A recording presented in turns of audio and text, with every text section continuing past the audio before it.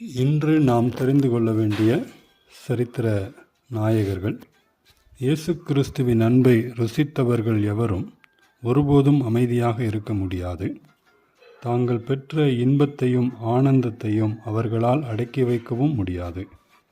யான் பெற்ற இன்பம் பெருக வையகம் என்ற பழமொழிக்கு ஏற்ப அவர்கள் பிறருக்கு கிறிஸ்துவின் அன்பை அறிவித்து கொண்டே இருப்பார்கள்.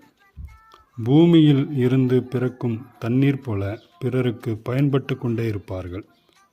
கிறிஸ்துவின் அன்பை ருசித்த நாம் இதனை நம் வாழ்க்கையில் செயல்படுத்துகிறோமா?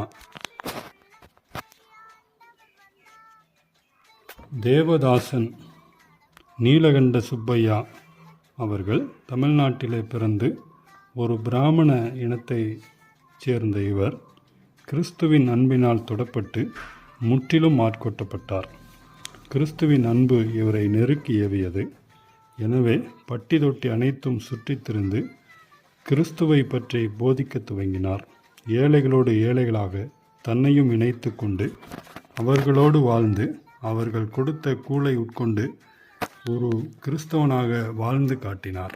ஒருமுறை அவர் வசித்த கிராமத்தின் வழியாக மாட்டு வண்டியில் ஒருவர் பிரயாணம் பண்ணி சென்று கொண்டிருந்தார்.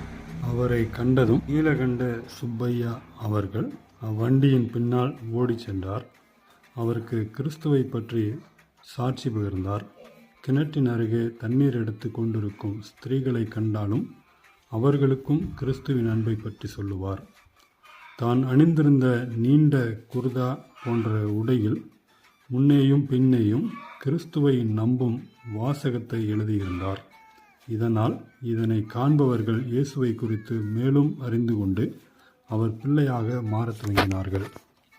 நீலகண்ட சுப்பையா அவர்கள் இம்மாமனிதரே கன்னியாகுமரியில் உள்ள நாகர்கோவிலில் சபைக்கு குருவானவராயிருந்தார். இவர் நீதிமானாக வாழ்ந்ததால் திருநெல்வேலி கிறிஸ்தவர்களுக்கு ஆவிக்குரிய நன்மைகளை ஏராளமாக கிடைத்தன. இயேசுவின் வார்த்தைகளை செயலிலே வாழ்ந்த உத்தமர் இவர். ஆண்டவரே, உம்மீது நம்பிக்கை வைத்தும் பிறரை உம்மை நம்பச் செய்ய இன்று முதல் பாடுபடுவேன்.